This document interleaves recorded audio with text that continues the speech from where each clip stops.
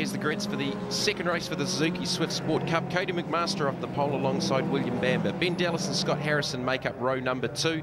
Matt Gibson, yesterday's race winner, alongside Alan Dunkley off row 3. From row 4, it's Mark Spring alongside Sam Robinson. Go back to row 5, Mike Turley and Sean Lawrence with a great qualifying effort. Bramwell King and AJ Lauder start from row number 6. Off row 7, it's Grant Ryan and Craig Innes. From row number 8, Catherine Collins and Michael Paymans. So that's our full lineup for race number 2 of the weekend here for the Fujitsu 200 from the Pukekohe Park Raceway for the Suzuki Swift Sport Cup. Neil Allport, great race yesterday. Some classic drafting battles down the back straight. Yes, there was, Jamie, and you know, also the penalty for the jump start for those two cars. So it'll be interesting to see how it pans out today. Yes, of course, Cody McMaster and William Bamber. First and second across the line were penalised 5 seconds each for a jump start, so that dropped them back to the 4th and 5th positions. And the grid's lined up for race number 2 based off times from qualifying and race number 1. So if you've improved your time in the first race, you've moved up the grid, and notably Mark Spring was one of those managing to do that.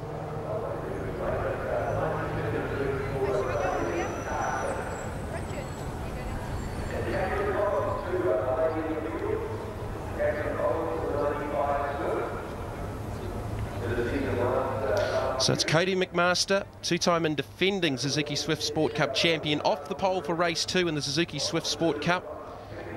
Starting alongside William Bamber. Now Bamber finished on the track first yesterday as the revs build up. But he and McMaster were both penalised for the jump starts. That looked a lot cleaner than yesterday. It definitely did, and I think they've all got away exactly the same time there. It's a good start by all of them. McMaster will lead down into 1. Scotty Harrison battling there with Dunkley and Matt Gibson.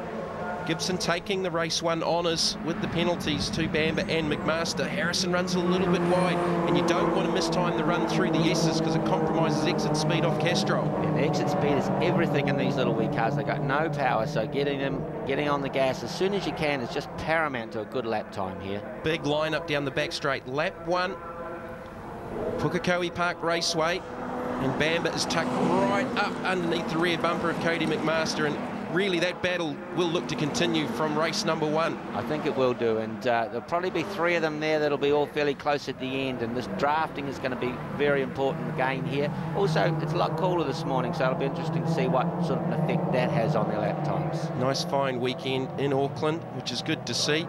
In past years we have seen, even here at Pukekohe, half the track wet, half the track dry. We don't want to see that here today. No, well, these Dunlop control tyres they use are very good, even if it is raining, so they don't have to worry too much about the grip. Just keep an eye on it. Saw a shot there of Sam Robinson, who made contact with the tyre barrier yesterday. Just some panel damage. The Winger team have been sorting that out overnight. Yes, I had to talk to Sam about that, and I don't think that's a mistake he'll make again, so let's hope not anyway. So McMaster, the race leader at the end of lap number 1, rolling the curbs through the S's. Bamber second. Ben Dallas in 3rd in the Konica Minolta colours. There's Matt Gibson, race 1 winner. Scotty Harrison just up ahead. Here's a replay at the hairpin. Some contact there between AJ Lauder. Just not quite enough space for all of them there. 3 of them abreast, but they got through anyway. That was the 11 of Grant Ryan involved in that as well.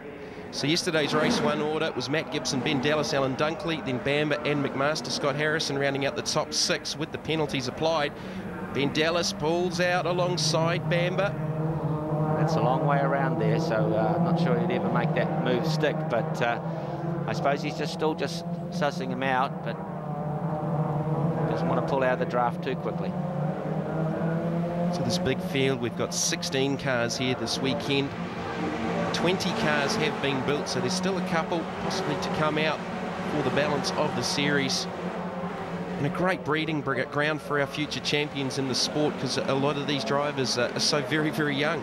It's interesting talking to a couple of them yesterday after that first race, and you know, they've come from various different levels of karting, some just really from Formula First, but all of them learning very, very quickly. It was very interesting talking to a lot of them. They definitely think very, very hard about what they're doing here. They've all got there's a lot of passion here, a lot of desire to really move on, which is great to see with young drivers. Grant Ryan just ahead on track of Craig Innes, who is the reigning Mini Challenge champion from last season. Again, 1 and 2, nose to tail. Bamber could not get too much closer to the back bumper of the kink at Pukekohe. Again, pulls out of the draft to the outside.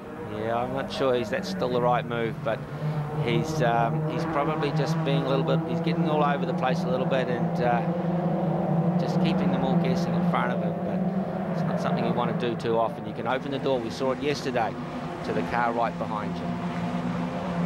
So looking at the lap times from yesterday, Matt Gibson set the fastest lap in race number 1 at a 1:14.3. Up over the top of Ford Mountain, the top 3 have just separated from Matt Gibson there, laying back there in 4th ahead of Scott Harrison. Bamber is definitely filling McMaster's mirrors down into turn number 1. Yeah, well, Matt and young Bamber have got a point to prove here after getting relegated a little bit yesterday. So the two of them will be, they're going to go pretty hard the whole 10 laps here. And whether Matt Gibson's been able to get up onto them, I'm not really sure at this stage. It's not looking good. Craig Innes trying to get by Grant Ryan there at Castrol onto the back straight. Yesterday we saw with race 1, William Bamber had very, very good exit speed off Castrol. What sort of setup changes can the guys make to the cars? I mean, they're pretty limited. It is limited, really, Jamie. You know, it's really, tyre pressures is very, very important. What you have to have is a car that you can drive pretty much anywhere on the circuit, and getting your tyre pressures and things like that. Right, there's one there. That's young Sam Robinson going off again. So he's having an eventful weekend. He's never done any form of motorsport before, and he's already found the tyres this weekend. But had a great qualifying effort. Yeah. He's just dropped off at the hairpin. Here's the replay.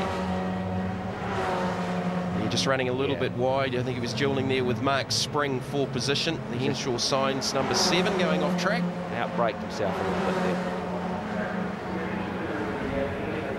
So Robinson back in the 10th position. It's Cody McMaster, William Bamber, Ben Dallas, Matt Gibson, Scott Harrison, Alan Dunkley, your top 6.